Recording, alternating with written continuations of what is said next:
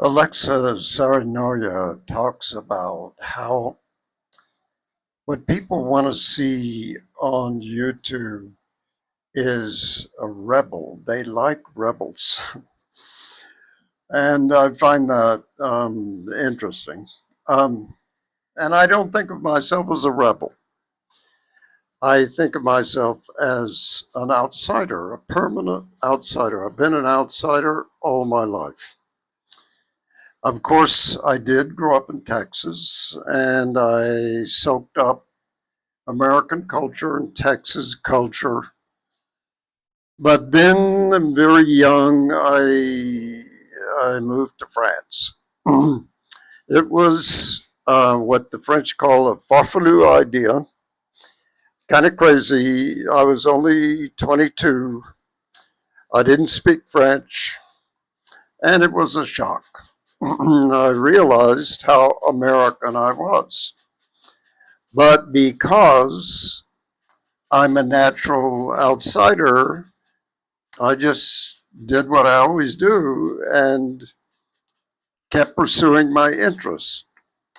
And I found ways to get into that culture and keep doing what I like to do. Taking a distance from my native culture grew. I mean, that just I kept getting further and further away from the person I grew up as. And I guess that's part of being an outsider. You just become more and more yourself.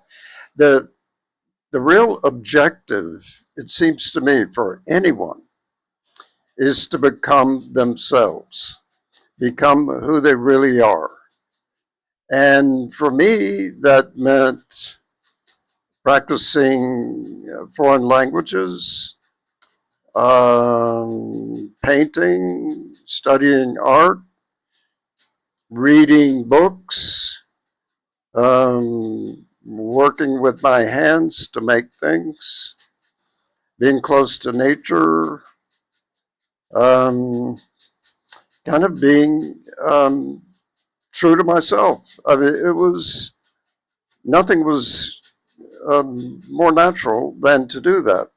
But I will say it took me a while, took me into my 40s and 50s before I started really getting there.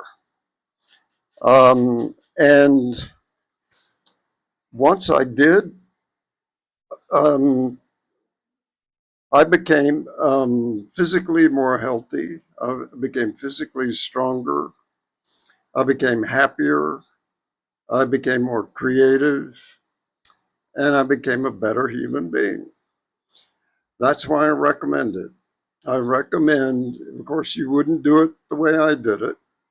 You have to figure out your own way of doing it. And for me, at least, and probably very commonly, there's a lot of stumbling around and trying things before you figure out what is really the right way for you to live, who you really should be living with, what you really should be doing, what every day feels like, what it feels like to sleep, even. And if you finally get on that path, you're doing exactly what you're supposed to be doing in life, regardless of all of those mistakes trying to find that path. So um, we know that it's hard anyway because we do forget and we kind of devalue what it is we love as we grow up.